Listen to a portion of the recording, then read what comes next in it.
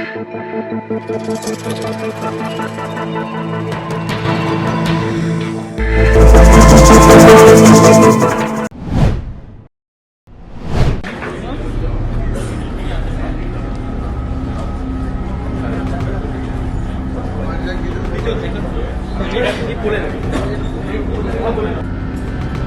कांग्रेस समिति प्रमुख सन्मान्य श्री शक्तिसिंह जी गोविंद साहेब विधानसभा में कोसारी डांग तापी सूरत शहर और जिला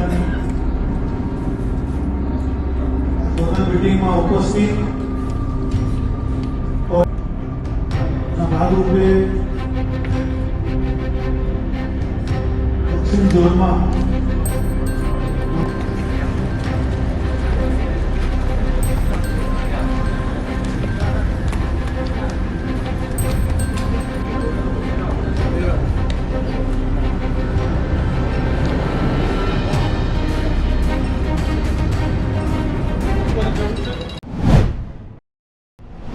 हुए हमारी बैठकें होगी। यहाँ पर सूरत शहर, सूरत ग्रामीण के प्रमुख साथियों के साथ, नवसारी, वलसाड़, डांग जिलों के सभी हमारे वरिष्ठ साथियों के साथ बैठकर यहाँ पर संगठन को और अधिक किस तरह से हम मजबूत कर सकते हैं उस पर बातचीत होगी। साथ ही साथ हाल ही में हुए संसद के अधिवेशन में जिस तरह से भारत के गृह मंत्री अमित शाह जी ने संविधान के 75 वर्षों पर बात करते हुए बड़े व्यंग्यात्मक तरीके से, अपमानजनक तरीके से संविधान के निर्माता भारत रत्न बाबा साहब अंबेडकर के बारे में जिस तरह से उन्होंने बात कही, उसकी हम घोर निंदा करते हैं और हम ये मांग लेकर पूरे देश भर में निकले हुए हैं कि भारत के गृह मंत्री ने अपना इस्तीफा देना चाहिए, उन्होंने भारत के लोगों से माफी मांगनी चाहिए और अगर ऐसा वो नहीं करते तो हम ये मांग करते हैं कि देश के प्रधानमंत्री नरेंद्र मोदी जी ने उनको बर्खास्त करना चाहिए। यही मांग लेकर हमने संसद में अपनी आवाज वहां पर उठाई, लेकिन बड़े दुर्भाग्य के साथ ये कहना पड़ता है कि प्रधानमंत्री जी ने अमित शाह जी के खिलाफ कोई कार्रवाई करने की जगह अमित शाह जी को वो पनाह देने का काम कर रहे हैं। मैं समझता हूं कि जब हम देश में हमारे संविधान के 75 वर्षों की गौरव गाथा पर चर्चा कर रहे हैं तो ऐसे समय इस तरह से प्रधानमंत्री और गृह मंत्री की तरफ से अपेक्षित नहीं था। हम यह आंदोलन हमारा और अधिक तेजी से सारे जगह चलाएंगे और मैं समझता हूं कि जो भारत रत्न बाबा साहब अंबेडकर जी में आस्था रखते हैं, निष्ठा रखते हैं, जो भारत के संविधान को मानते हैं, वो तमाम लोग अमित शाह जी के इस्तीफा प्राप्त करने में अपनी आवाज मिलाने का काम करेंगे। संगठन को मजबूत करने का प्रयास पार्टी की जड़ में संगठन को मजबूत करने का प्रयास कर रहे हैं। देखिए, पिछले कुछ समय से पूरे गुजरात में अलग अलग जगहों पर हमने हमारे जिलों में जो प्रमुख साथी है उनसे बातचीत का एक सिलसिला शुरू रखा है।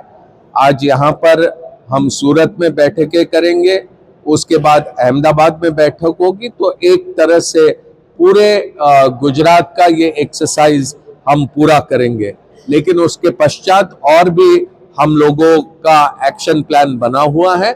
मैं समझता हूं कि बहुत अच्छा सहयोग हमें इस संदर्भ में मिल रहा है।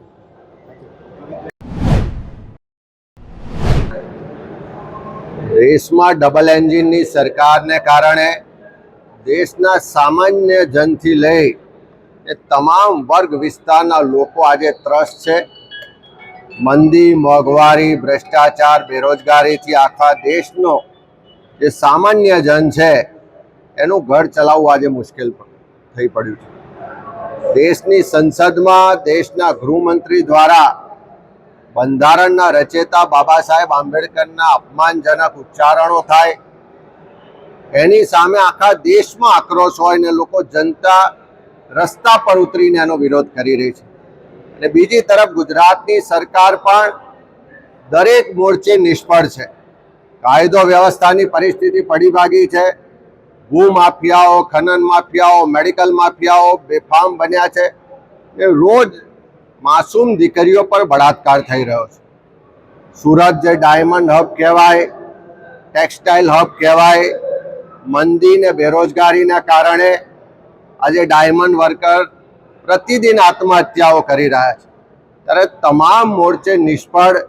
સરકાર સામે લોકોમાં જે આક્રોશ છે, લોકોની જે તકલીફ ને સમસ્યાઓ છે, એને લઈને કોંગ્રેસ પક્ષ આવનારા દિવસોમાં કાર્યક્રમ સાથે લોકો વચ્ચે જઈ રહ્યા છે. બાબા સાહેબ આંબેડકરનું અપમાન, સંવિધાનનું અપમાન કોઈ પણ સંજોગોમાં ચલાવી ના લેવાય. અને એની સાથે લોકોને જે આક્રોશ છે રસ્તા પર દેખાઈ રહ્યો છે. ટૂંક સમયમાં કોંગ્રેસ પક્ષ સ્થાનિક સ્વરાજની ચૂંટણીઓની તૈયારીના ભાગ સ્વરૂપે પણ બધી જ જગ્યાએ સંગઠનની સમીક્ષા કરી રહ્યા છે. સ્થાનિક સ્વરાજની ચૂંટણીઓ છેલ્લા 2 વર્ષથી ગુજરાતમાં યોજાતી નથી. લગભગ 7,000 કરતાં વધારે ગ્રામ પંચાયતોમાં આજે વહીવટદારોનું રાજ છે. 75 કરતાં વધારે નગરપાલિકાઓ, 2 જિલ્લા પંચાયત, 17 કરતાં વધારે તાલુકા પંચાયતોમાં વહીવટદારોનું રાજ છે.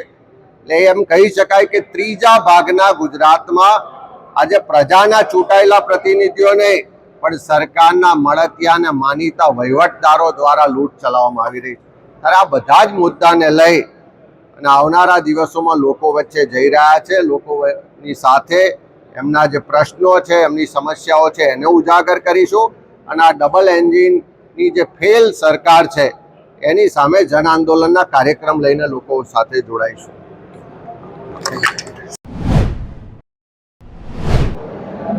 આજે અમે નવસારી છીએ, આવતીકાલે સુરત.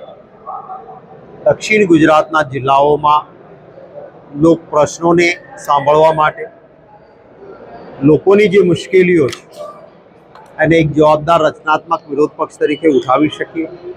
અમારા સંગઠનના મિત્રો સાથે સંગઠનની સમીક્ષા, આવતા દિવસોમાં સ્થાનિક સ્વરાજની ચૂંટણીઓ આવી રહી છે એના અંગેની ચર્ચાઓ. આજે સાંજે 6 વાગે સુરતમાં એક જાહેર સભાનું પણ આયોજન કર્યું છે. જાહેર સભામાં લોક પ્રશ્નોની વાત પણ કરીશું અને લોકોની સમસ્યા દૂર થાય એના માટે અવાજ પણ ઉઠાવીશું. જે રીતે સંસદમાં બાબા સાહેબ આંબેડકરનું ઘોર અપમાન કરવામાં આવ્યું, દેશમાં કોઈ પણ માણસ જેવા શબ્દો ન વાપરે. ફેશન થઈ ગઈ છે આંબેડકર આંબેડકર કરવાની. આંબેડકરનું નામ ના લો અને ભગવાનનું નામ લો તો 7 જન્મ સ્વર્ગ મળે. આ પ્રકારના બાબા સાહેબ આંબેડકરની નામની પાછળ જી પણ નહીં લગાડવાનું, બાબા સાહેબ પણ નહીં કહેવાનું.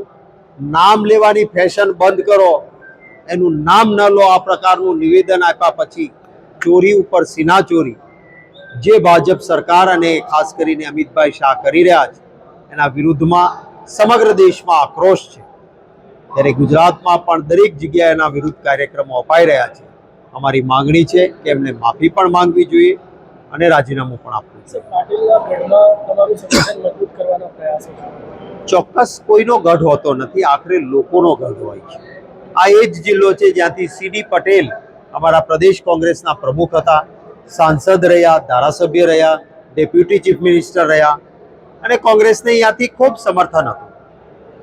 લોકો આજે ભારતીય જનતા પાર્ટીને મદદ કરે છે, એનાથી કોઈનો ગઢ નથી થતો.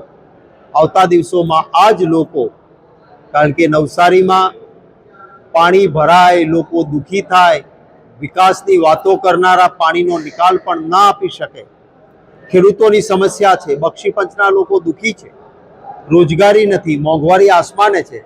ત્યારે ચોક્કસ વિશ્વાસ છે કે કોઈ વ્યક્તિના ગઢ હોતા નથી, લોકોના આશીર્વાદથી કોંગ્રેસ મજબૂત બનશે.